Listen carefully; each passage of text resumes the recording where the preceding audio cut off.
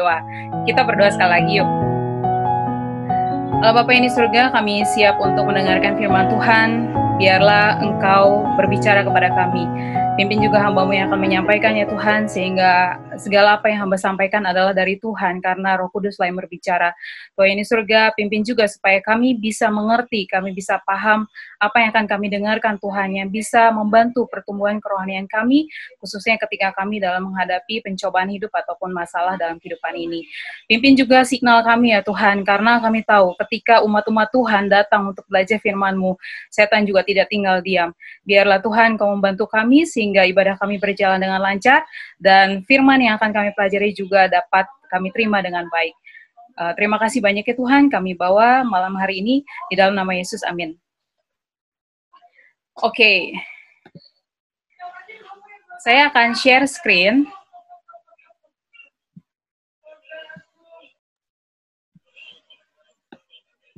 Ya, tidak bisa dipungkiri bahwa stres itu sudah menjadi bagian dalam kehidupan manusia sejak manusia sendiri itu ada. Ya, pada zaman prasejarah, manusia harus berhadapan dengan ancaman yang berasal dari hewan-hewan buas, kondisi alam, serta perang antar suku. Jadi kalau di zaman dulu ada binatang buas, mereka lari, ya. Itu adalah ancaman-ancaman yang mereka hadapi. Bagaimana dengan di zaman modern pada saat ini? Nah, kalau di zaman modern saat ini, manusia harus berhadapan dengan kondisi seperti yang saya taruh ya, ini beberapa contoh saja yang ada di slide, yaitu mengenai kemacetan, ya kan? Mengenai kebutuhan hidup, persaingan dunia kerja, tuntutan hidup, dan lain sebagainya. Walaupun terlihat berbeda, tetapi kondisi yang dialami prasejarah, manusia prasejarah dan manusia modern sekarang ini sama, yaitu dianggap sebagai ancaman oleh tubuh, dan tubuh memberikan reaksi di saat ada ancaman itu, baik itu dari manusia prasejarah maupun manusia modern. Nah, reaksi yang diberikan oleh tubuh itu dikenal dengan nama fight or flight. Saya akan menjelaskan lebih detail lagi mengenai fight or flight ini. Jadi, fight or flight mechanism adalah suatu proses di mana organisme akan menilai ancaman yang sedang dihadapi ya. Jadi ancaman itu akan dinilai kalau misalnya kecil ya mungkin bisa dihadapi. Tetapi kalau mungkin besar dia akan mencoba untuk berlari ya. Jadi ancaman ini akan dinilai oleh tubuh apakah dia akan menghadapinya atau dia lari dari ancaman ini. Kita sebut sebagai masalah dalam kehidupan kita. Nah, terjadinya flight ya, fight or flight mechanism, ini terjadi proses kimiawi di dalam tubuh kita yang bisa mempengaruhi kesehatan. Pada saat menghadapi ancaman, baik menilai fight, ya, bisa menghadapinya, atau melarikan diri, flight, manusia membutuhkan energi. Sehingga tubuh mulai melepaskan hormon-hormon yang dibutuhkan untuk mendapatkan energi. Saya akan mencoba menjelaskannya dengan sedikit lebih mudah ya, karena memang kalau kita sudah mengerti respon dari fight or flight, kita akan lebih mudah untuk bisa mengerti apa itu masalah dan stres itu sendiri. Oke, mungkin teman-teman moga-moga bisa kebaca ya. Jadi kita mulai dari atas, ancaman atau kita sebut masalah, ya. Saat ancaman terjadi, stimulus ditangkap oleh panca indera dan kemudian diteruskan ke otak. Di otak, informasi yang masuk akan diproses dan pada saat dianggap sebagai ancaman, otak akan mengkalkulasi besar kecilnya ancaman tersebut dan memutuskan apakah akan melawan atau lari, ya. Ini dia. Jadi otak ini dia akan memproses, saya mau lari atau saya mau melawan ya. Nah, otak akan mengkalkulasi besar kecilnya ancaman tersebut sehingga tadi saya sampaikan dia lari atau melawan atau lari. Kemudian dari bagian otak yang kita sebut hipotalamus akan mengeluarkan hormon yang disebut, ini agak sulit ya sebutinnya, kortikotropin releasing hormone. Ya, kemudian diterima lagi sama kelenjar pituitary. Kemudian kelenjar pituitari ini akan melepaskan hormon adrenokortikotropik hormon, ya. Kita agak sedikit berbahasa medis ini. Ini sebenarnya bukan ujian atau apa nantinya ya. Ini hanya sekedar informasi buat kita. Dan kemudian akan diterima oleh adrenal cortex, ya, dan menghasilkan kortisol. Nah, tapi di waktu yang sama, hipotalamus ini menghasilkan adrenal modula, dan adrenal modula memberikan adrenalin. Nah, teman-teman, pada saat menghadapi ancaman, adrenalin ini dibutuhkan untuk membuat tubuh berada dalam kondisi siaga dan siap untuk menjalankan respon dari otak. Hal ini ditandai dengan detak jantung semakin cepat, otot-otot mengeras, ritme nafas menjadi cepat. Tentu tubuh yang telah dalam kondisi siaga membutuhkan bahan bakar, ya. Jadi ini saya tulis di bawah adrenalin, tubuh kita membutuhkan bahan bakar. Nah, untuk itu kortisol ini berfungsi sebagai kendaraan, ya, kendaraan untuk menyediakan bahan bakar tersebut, yaitu menghasilkan yang namanya glukosa. Nah, cara kerjanya ini karena saya sudah belajar sedikit ya, bukan berarti saya ahli dalam hal medis atau hal-hal seperti ini, tetapi at least ini bagus buat kita untuk mengerti gimana sih prosesnya sehingga bisa menghasilkan glukosa ya, tadi ya urutan-urutannya tadi. Nah, ketika kortisol ini sebagai kendaraan menghasilkan glukosa, tubuh ini mengurangi produksi insulin agar glukosa dalam tubuh meningkat. Selain insulin, tubuh juga mengurangi produksi sejumlah hormon seperti serotonin dan sistem imun tubuh. Nah, perbedaannya teman-teman, pada waktu manusia prasejarah, contohnya saja ya, ketika manusia ini dikejar sama tadi ada harimau, ya, dia berlari sangat cepat. Disitulah muncul fight or flight responnya dia. Ya, itu dia anggap sebagai ancaman dan dia memutuskan untuk lari. Ketika dia berlari kencang, disitulah muncul adrenalin dan kortisol. Ya, dan tubuh membutuhkan glukosa. Oke. Nah, tetapi pada waktu zaman prasejarah, setelah mereka mendapatkan ancaman itu dan selesai, tubuh itu akan kembali normal kembali. Ya. Insulin, serotonin, dan sistem imun tubuhnya kembali ke level normal. Cuman sayangnya, pada manusia modern, mekanisme tersebut sering tidak berjalan. Karena tuntutan hidup, ya, sering sekali manusia modern menghadapi ancaman yang terus-menerus. Sehingga mereka mengalami fight or flight mekanisme ini setiap saat, setiap hari. Stres yang terjadi secara terus-menerus inilah yang menyebabkan ketidakseimbangan dalam tubuh. Adrenalin dan kortisol ini terus diproduksi, padahal sebenarnya sangat berbahaya bagi tubuh itu sendiri kalau terus-terusan diproduksi. Dan itu akan menyebabkan gangguan pada jantung. Tekanan darah menjadi tinggi, kemudian setelah dibiarkan akan menyebabkan terjadi serangan stroke. Sementara, karena produksi insulin menjadi tidak seimbang, kadar glukosa dalam darah juga akan meningkat. Ya, yang dibiarkan dapat memicu menjadi diabetes, seperti yang kita ketahui. Belum lagi kalau misalnya cara lari dari stresor dengan cara yang salah akan menimbulkan penyakit, ya, seperti mengkonsumsi alkohol yang dapat mempengaruhi tingkat kesadaran dalam kadar tertentu, dapat merusak ginjal. Makan berlebihan yang dapat memicu terjadinya obesitas dengan penyakit-penyakit yang menyertainya. Kemudian merokok yang berlebihan juga dapat merusak paru-paru dan segala macam penyakit yang bisa timbul. Namun sesungguhnya itu semua dapat dihindari kalau kita bisa mengelola stres dengan cara yang benar. Pertanyaannya adalah, bagaimana cara kita menghadapi stres dengan benar? Apalagi kalau misalnya kita tahu ya, di masa pandemi, tidak sedikit orang yang mengalami stres. Ada yang terkena PHK, kesulitan keuangan, masalah pendidikan, pekerjaan, keluarga, dan lain-lain. Yang mana itu bisa menyebabkan bisa mempengaruhi kesehatan mental kita. Apa itu stres?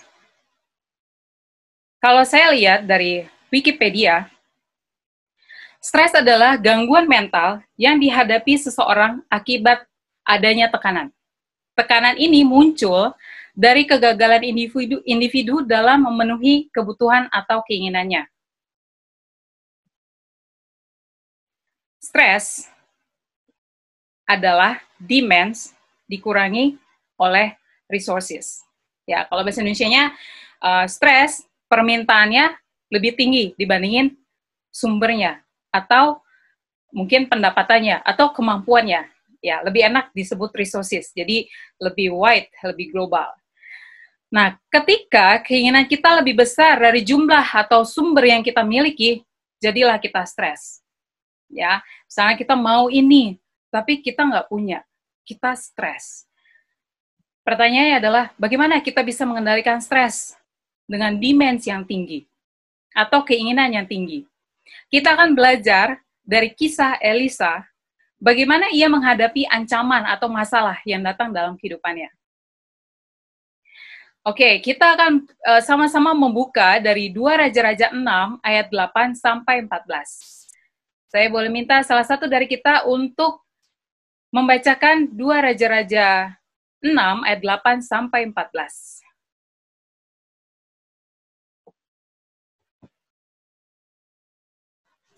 2 Raja-Raja 6 ayat 8 sampai 14, judul perikopnya Tindakan Elisa dalam peperangan melawan Aram.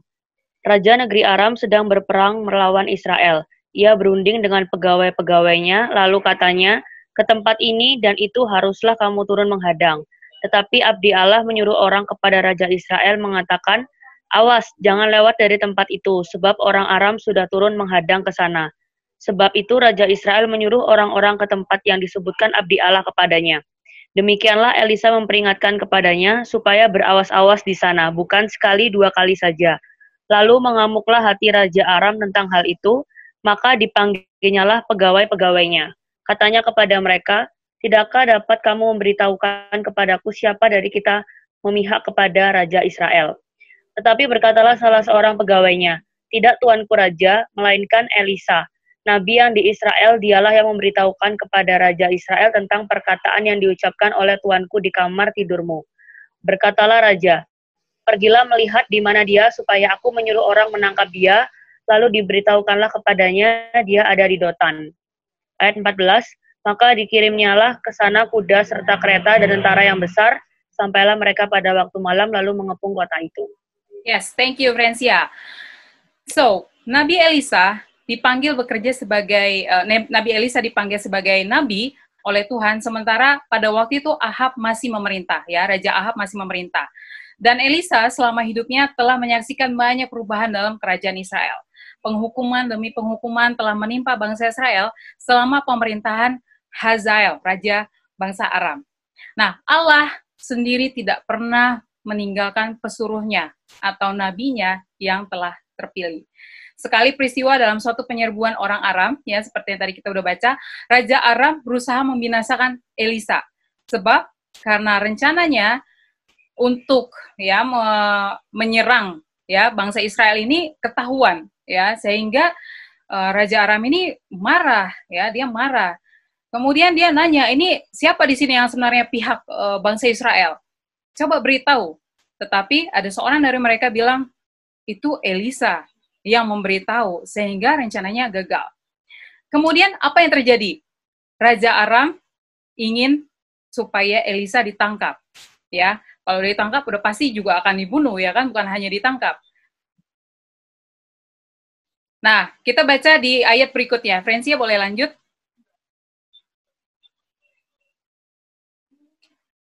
Dua Raja-Raja 6 ayat 15.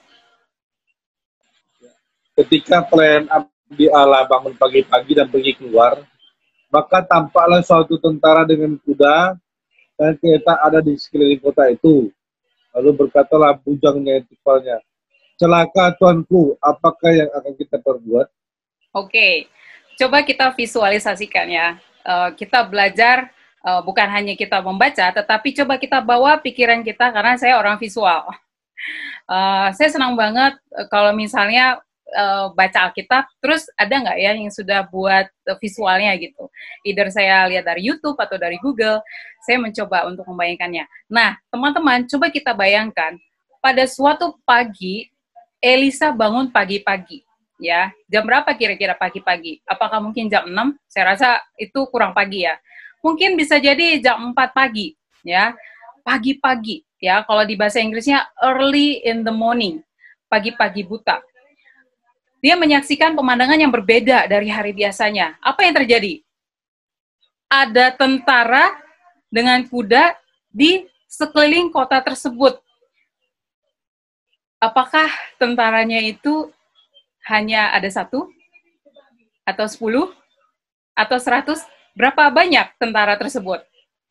Kalau di dalam bahasa Inggrisnya, di sini disebut a great army.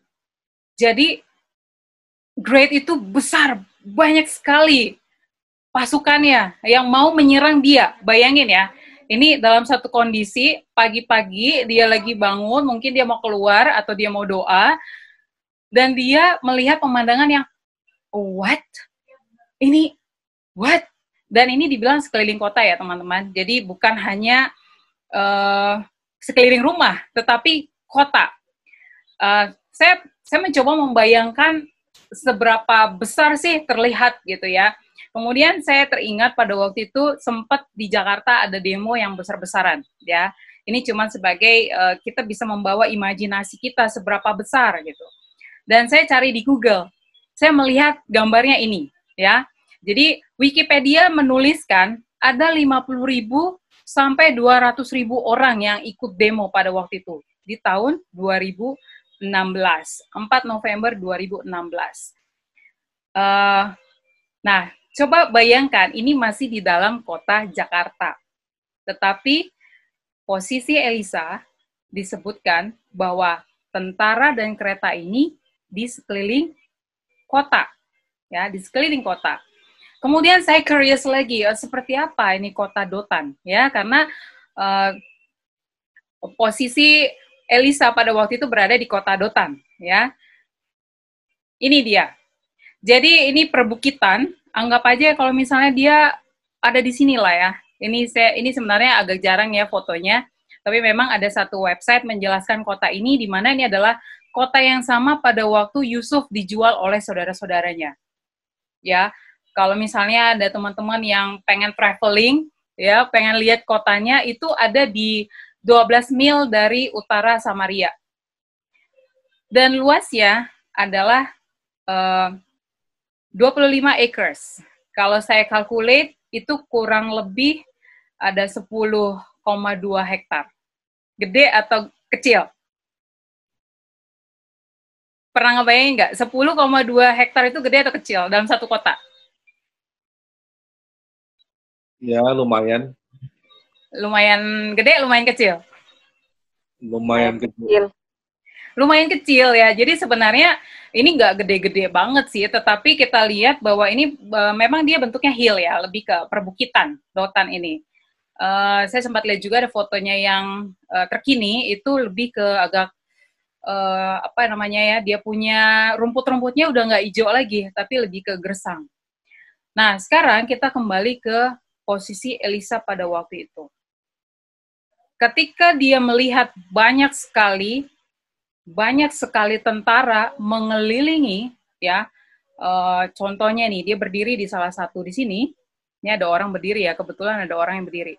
Terus dia lihat dari jauh, tentara mengerumuni sekeliling kota tersebut. Ya, kota tersebut dikelilingi oleh banyak sekali tentara, banyak sekali kereta, ya. Dan apa yang menjadi respon mereka berdua? Oke, kita boleh baca lagi di ayat yang berikutnya. Di ayat yang tadi ya, 2 Raja-Raja 6 ayat 15. Brother Ali, coba boleh baca lagi tadi? Oke, 2 Raja-Raja 2 Raja-Raja 6 ayat 15. Oke, 2 Raja-Raja 6 ayat 15. Ketika pelayan abdi Allah bangun pagi-pagi dan pergi keluar, maka tampaklah suatu tentara dengan kuda dan kereta ada di sekeliling kota itu. Lalu berkatalah bujangnya itu kepadanya, celaka tuanku, apa yang akan kita perbuat? Yes, thank you Bro Ali. Yes. Respon, kita bisa lihat ya di sini respon dari bujang Nabi Elisa, yaitu pelayannya ya, hambanya ya. Apa responnya? Dia panik. Panik, ketakutan. Apa lagi? Mungkin gemeter kali ya? Iya. Bingung. Apa lagi? Kayak, hah? Matilah kita. Mungkin kalau bahasa kita sehari-hari itu celakalah gitu kan, celaka tuanku. Aduh, ini matilah kita nih gitu kan.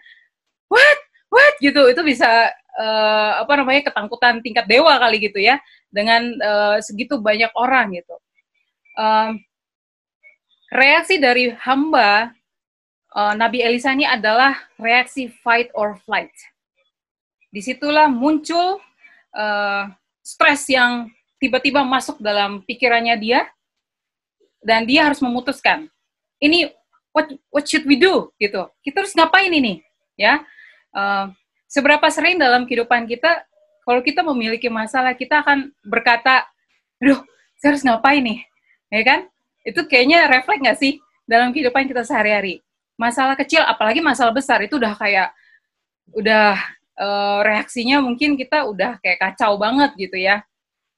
Kita akan cari jalan keluar secara otomatis. Ya, saya ingat pada waktu ini satu pengalaman fight or flight ya. Stres yang cepat sekali harus saya ambil keputusan, yaitu pada waktu beberapa tahun yang lalu saya mengunjungi sepupu saya di Bali. Ya, dia jemput dari airport, terus saya bilang bantuin dong, mau cari ini nih, cari hostel aja deh, aku bilang itu, aku nggak sempat booking nih soalnya, aku bilang kayak gitu kan. Oh oke, kata dia kan, kebetulan memang dia juga ada kendaraan gitu, jadi dia bisa antar saya kemana aja gitu. Tapi sayangnya dari beberapa tempat itu full sampai saya udah kayak mau give up gitu kan. Sampai ada ke satu tempat kita nanya orang sekitar, ya itu waktu itu daerah Kuta itu. Jadi oh ya ada kok, ini silakan masuk di situ, orang biasa nginep di sini gitu ya. Itu agak sepi dan tidak terlalu cahaya terang ya. Tapi saya bawa ransel gitu, dan saudara saya itu dia pegang koper saya gitu. Memang kopernya nggak gede sih, koper kecil juga gitu ya. Dia jalan di depan saya, oke kak, gue yang nanya deh, dia bilang kayak gitu. Oh ya udah, lu yang nanya deh, kayaknya jangan sampai ya penuh lagi gitu loh. Kalau enggak nih bingung deh. Gak lama kemudian dia berjalan di depan saya sekitar 1 meter, terus tiba-tiba dia berbalik dan dia lari sangat kencang gitu. Saya kaget, hah? Dok, kenapa lari ya? Aku bilang gitu. Lari, dia bilang gitu kan. Begitu saya ngeliat ke belakang, ternyata di itu ada anjing yang siap untuk mengejar. Dan teman-teman tahu, saya sebenarnya lelah sekali pada hari itu, dan itu memang udah menjelang agak sore ya, agak malam, karena memang udah ada lampu. Saya lari sekencang-kencangnya, padahal tuh ya tas saya itu cukup berat, dan dia bawa koper saya itu kayak ngebut banget gitu depan saya gitu. Kemudian keluarlah kita selamat, itu jantung saya berdegup sangat kencang. Saya nanya, aduh kamu kok sampai kayak gitu sih? Saya bilang gitu, sorry kak, gue nggak sempat bilang sama lu, kata dia. Itu gue udah refleks, gue udah lari, kata dia kan. Sorry, dia minta maaf sama saya. Tapi ketika saya mengingat itu relate banget dengan apa yang kita pelajari malam hari ini mengenai fight or flight. Itu sebenarnya terjadi bukan hanya ketika kita dikejar anjing, tetapi setiap masalah dalam hal kehidupan kita, bahkan seperti yang dihadapi oleh hamba Nabi Elisa ini, dia menghadapi fight or flight response. Ya, itulah yang membuat tubuh dia akan mengeluarkan adrenalin dan kortisol. Ya. Tetapi kita akan melihat bagaimana respon dari Nabi Elisa. Kita baca di 2 Raja-Raja 6 ayat 16. Saya boleh minta salah satu dari kita untuk membacakan? Jawabnya, jangan takut, sebab lebih banyak yang menyertai kita daripada yang menyertai mereka. Nah, kalau saya mau nanya lagi nih. Ketika Elisa mengatakan hal ini, apakah dia sudah lihat banyak yang menyertai mereka dibandingin yang mengepung? Sudah lihat? You sure? Iya, kalau nggak dia nggak mungkin kan banyak menyertai kita gitu. Oke. Nah, untuk mengetahuinya kita baca di ayat berikutnya. Ayat 17, sorry. Baca dulu boleh? 2 Raja 6 ayat 17.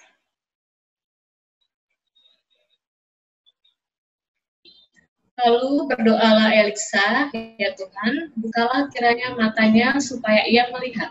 Maka Tuhan membuka mata bujang itu sehingga ia melihat. Tampaklah gunung itu penuh dengan kuda dan kereta berapi seperti Elisa. So, apakah sebenarnya dia sudah lihat? Belum. Dia berdoa di sini bukan untuk dirinya supaya lihat. Buat siapa? Buat bujangnya, buat hambanya. Ya, saya back lagi sedikit ya. Jangan takut, sebab lebih banyak yang menyertai kita daripada yang menyertai mereka. Seandainya kalau dia melihat, pasti bujangnya reaksinya nggak gitu dong, ya kan? Celakalah tuanku, ya kan? Dia mungkin nggak kayak gitu. Mungkin dia akan reaksinya sama kayak Elisa, karena dia ngelihat, right? Tetapi kalau kita baca di ayat berikutnya, lalu berdoalah Elisa, ya Tuhan bukalah kiranya matanya. Matanya di sini adalah mata bujangnya. Bujang. Ya, mata hambanya ini supaya dia bisa lihat. Maka Tuhan membuka mata bujang itu sehingga dia melihat. Di situ tampaklah gunung itu penuh dengan kuda dan kereta berapi sekeliling Elisa. Ya, kalau dalam bahasa Inggrisnya itu horses and chariots of fire around Elisha. Sekarang saya mau nanya. Tadi yang pertama yang kita lihat di ayat 15, ya, kuda dan kereta itu sekeliling apa? Kota ya, ya kan? Sekarang di sini sekeliling Elisa. Jadi yang paling dekat mana? Horses and chariots of fire, ya kan? Nih dia. Jadi kita bisa membayangkan secara visual. Saya nggak bisa bayangin, ini ada fire-nya loh teman-teman. Ya, so ini bukan hanya kereta kuda yang mengelilingi kota tersebut, tetapi ini ada fire-nya. So, saya sendiri aja ketika saya melihat visualnya lewat gambar yang bagus sekali ya, diilustrasikan oleh hamba Tuhan juga ya, itu saya amazed luar biasa. Dan ini sekeliling Elisha. Bahasa Inggrisnya Elisha. Dan dibilang jumlahnya lebih banyak dibandingkan dengan yang di sekeliling kota. Ini lebih banyak, guys, ya. So it's amazing. So kalau seandainya hamba Elisa ini dia sudah lihat, perlu nggak dia takut? Mungkin dia nggak akan bilang celaka juga kali ya. Mungkin dia nggak perlu panik, dia nggak perlu ketakutan, dia nggak perlu bingung. Dia akan calm, dia akan peace. Seperti respon dari Nabi Elisha. Mengapa bisa demikian? Karena Nabi Elisha, dia tahu resource-nya. Dia tahu sumber yang menyediakan kebutuhannya, dia tahu dia siapa. Siapa itu? Siapa sumber yang menyediakan kebutuhannya, dia tahu siapa.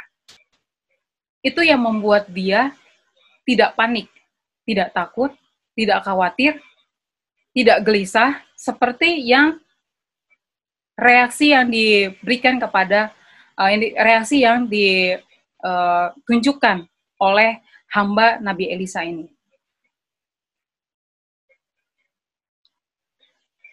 Bisakah teman-teman bayangkan, di tengah-tengah ketakutan kita, pergumulan hidup yang sulit, bahwa sebenarnya Tuhan sudah menyediakan jalan keluar buat kita. Tapi mengapa kita tidak bisa melihatnya? Karena mata hati kita tertutup, iman kita tertutup. Seperti reaksi dari hamba Elisha ini, coba kalau seandainya dia melihat, pasti dia tidak akan perlu bereaksi seperti itu. Seberapa sering kita dalam posisi seperti ini? Kita tahu di masa pandemi, I can be honest, pelajaran ini sebenarnya sangat juga relate dalam kehidupan saya. I really need this lesson untuk mengingatkan saya, untuk membuka pikiran saya.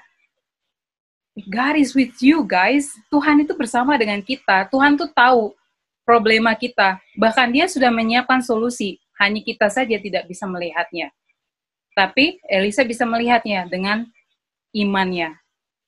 Dan sampai dia berdoa supaya hambanya ini bisa melihat apa yang sebenarnya Tuhan sedang kerjakan pada waktu itu. Bagaimana cara kita menghadapi masalah? Bagaimana cara kita menghadapi stres? Tuhan kerap kali membiarkan kita dalam masalah supaya kita belajar untuk bergantung kepada Dia. Know your resources. Kenali sumber kita nih siapa? Siapa yang menyediakan? Kita harus mengenal Dia. Bagaimana Elisa begitu tenangnya, tanpa rasa takut, ketika bala tentara dan kereta hendak menyerang dia, bahkan akan membunuhnya. Because he knows his resources. Dia tahu bahwa Tuhan akan tolong dia. Dia tidak perlu stres, bahkan di saat dia tidak melihatnya. Tetapi dengan imannya dia percaya bahwa Tuhan akan bersama dengan dia. Bahkan di sini kita lihat bahwa Elisa berdoa untuk hambanya supaya melihat apa yang sedang Tuhan lakukan terhadap mereka. Seberapa sering kita melihat dulu baru kita percaya. Teman-teman,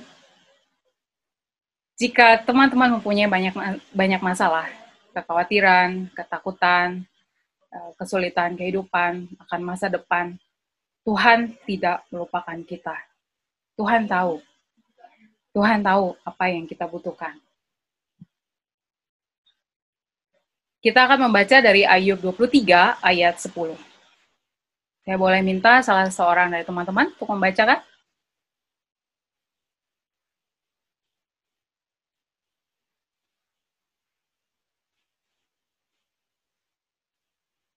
Ayub 23 ayat 10.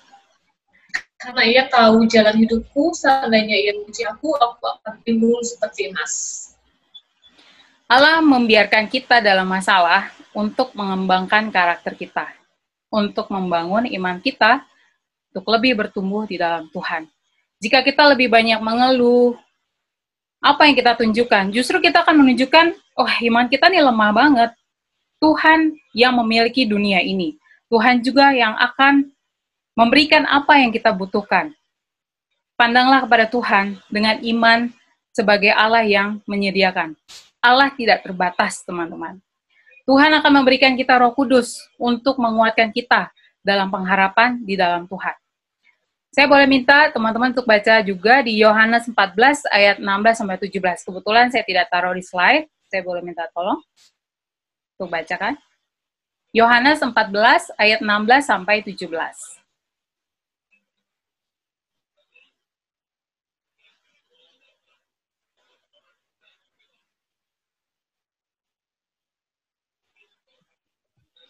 Yohanes 14 ayat 16, Aku akan minta kepada Bapa dan ia akan memberikan kepadamu seorang penolong yang lain, supaya ia menyertai kamu selama-lamanya.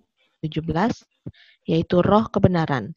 Dunia tidak dapat menerima dia, sebab dunia tidak melihat dia dan tidak mengenal dia.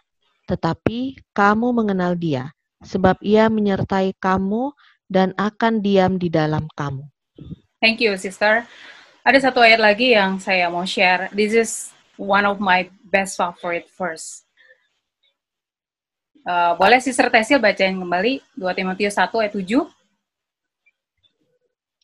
2 Timotius 1.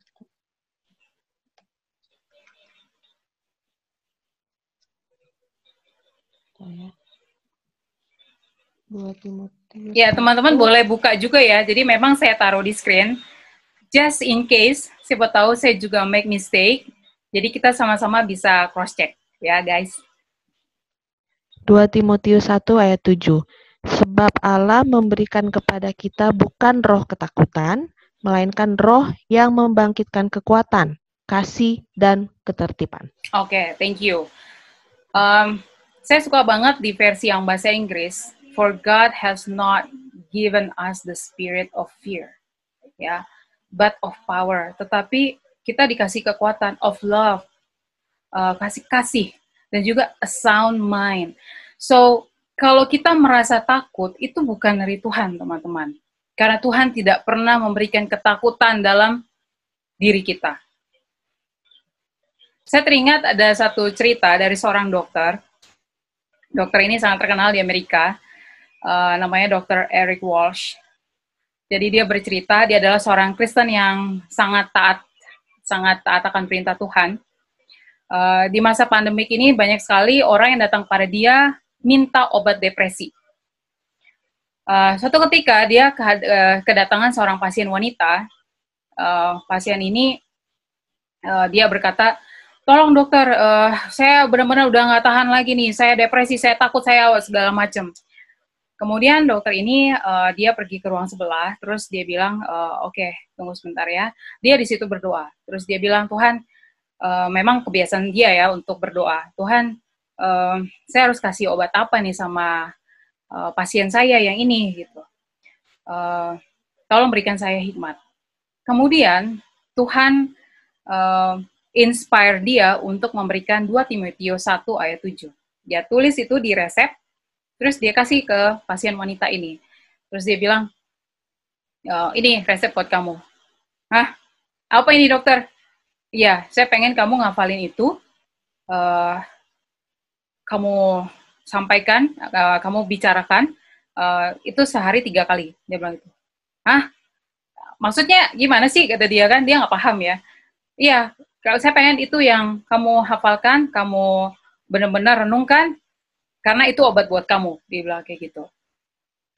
Teman-teman, kita tahu bahwa sebenarnya kunci dari stres kita itu adalah ketika kita percaya kepada Tuhan.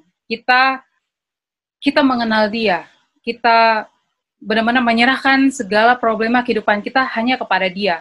Dan saya juga amazed ya dengan kesaksian dokter ini, dan dia juga memberikan ayat ini, 2 Timotius 1 ayat 7 sebagai obat, ya, sebagai obat untuk pasien dia yang depresi ini. Sebenarnya dia nggak butuh apa-apa, dia hanya butuh ketenangan dalam pikirannya dia, yang meyakinkan dia bahwa sebenarnya actually she's alright, ya. Dan Tuhan tidak memberikan roh ketakutan itu dalam diri dia, tetapi ada Tuhan di sana yang akan terus menyertai dia. God doesn't allow demands without giving the resources. Tuhan tidak akan membiarkan ada kebutuhan dalam diri kita itu tanpa memberikan resource-nya. Tidak akan memberikan apa yang kita butuhkan. Tidak akan memberikan sumbernya, ya, berkat atau kemampuan untuk kita mencukupi segala kebutuhan kita. Tuhan tidak akan membiarkan demands tanpa ada resources. Stress atau fear inhibits our spiritual growth. Ya, jadi teman-teman, kalau kita terus stres dan ketakutan, Tuhan juga tidak akan berkati kita karena kita tidak percaya Dia. Ada satu quotes dari Joyce Meyer, worry is the end of faith and the faith is the end of worry. Di dalam 1 Yohanes 4 ayat 18, di dalam kasih tidak ada ketakutan. Kasih yang sempurna melenyapkan ketakutan. Sebab ketakutan mengandung hukuman, dan barang siapa takut, ia tidak sempurna di dalam kasih. There is no fear in love. Nah, kalau kita cari lawan kata dari ketakutan, mungkin kalau biasanya kita taunya takut itu berarti lawannya adalah berani. Tetapi versi Alkitab, lawan dari takut adalah kasih atau love. Kalau kita benar-benar menyadari bagaimana Tuhan mengasihi kita, kita tidak akan merasa takut. Kita sekarang ini berada di zaman akhir. Bagaimana kita bisa mengembangkan karakter kita? Apakah kita akan bisa bertahan untuk Dia? Jika kita pada saat ini saja tidak bisa bertahan bagaimana nanti?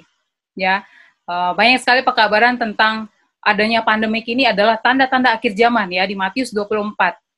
Dan ini masih awalnya, masih permulaannya. If we are not ready now, gimana kita nanti? Kalau sekarang kita tidak bisa bertahan, bagaimana nanti? Matius 11 ayat 28, marilah kepadaku semua yang letih lesu dan berbeban berat. Aku akan memberi kelegaan kepadamu. Trust in God in stress. Trust God. Turn to God. Kita dipanggil oleh Tuhan untuk mengabarkan kabar pengharapan. Yesus sudah membayar semuanya di Bukit Golgota. Ketika Yesus disalibkan, dia bahkan masih memikirkan orang lain. Dia masih berdoa, Tuhan ampunilah mereka. Mereka nggak tahu apa yang mereka perbuat. Padahal kondisinya Yesus lagi disalibkan. Maukah kita juga untuk menjadi berkat bagi orang lain, menjadi kabar pengharapan bagi orang lain? Kuatkan diri kita. Percayalah kepada Tuhan ketika kita dalam masalah, dalam stres, berbaliklah kepada Tuhan. Percaya bahwa Tuhan akan kirim tentaranya untuk memenuhi apa yang menjadi kebutuhan kita. Karena dia sangat mengasihi kita. Ketika ada demand, Tuhan juga yang akan menyiapkan resources-nya. Demikian sharing yang saya bisa bawakan pada malam hari ini. Saya berdoa dan berharap kita semua terberkati dengan pelajaran pada malam hari.